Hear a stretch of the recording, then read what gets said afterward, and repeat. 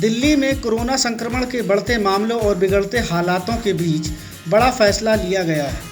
सप्ताहांत में लगाए जाने वाले कर्फ्यू के बजाय दिल्ली में आज रात से लेकर सोमवार की सुबह तक लॉकडाउन घोषित कर दिया गया है। मुख्यमंत्री केजरीवाल ने आज प्रेस कॉन्फ्रेंस कर इस संबंध में जानकारी दी। उन्होंने बताया कि आवश्यक सेवाएं, खाद्य और मेडिकल सेवाएं सुचारू रूप से जारी रहेंगी। शादी विवाह में 50 लोगों के इकट्ठा होने की अनुमति होगी। इसके लिए पास दिए जाएंगे। आज सभी परिस्थितियों का जायजा लेने के बाद आपकी सरकार को ये लगता है कि दिल्ली में कुछ दिन के लिए लॉकडाउन लगाना ज़रूरी है, तो आज रात को 10 बजे से अगले सोमवार को सुबह 5 बजे तक 6 दिन के लिए दिल्ली में लॉकडाउन लगाया जा रहा है। इस दौरान जाहिर है कि जो एसेंशियल सर्विसेज हैं वो जारी रहेंगी, खाने पीने की, मेडिकल व्यवस्थाओं की वो जारी रहेंगी।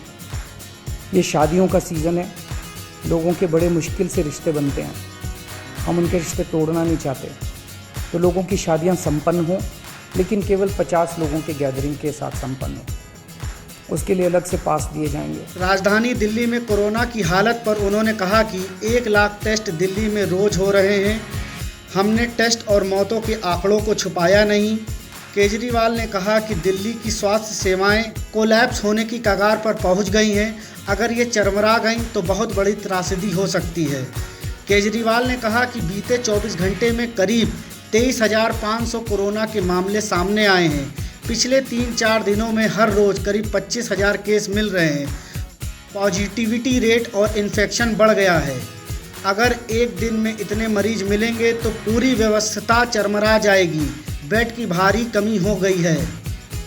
मालूम हो कि राजधानी दिल्ली में कोरोना हर रोज़ रिकॉर्ड तोड़ रहा है।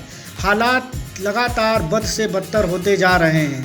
रविवार को मुख्यमंत्री केजरीवाल ने बताया था कि दिल्ली में 24 घंटे में लगभग 25,500 मामले सामने आए हैं।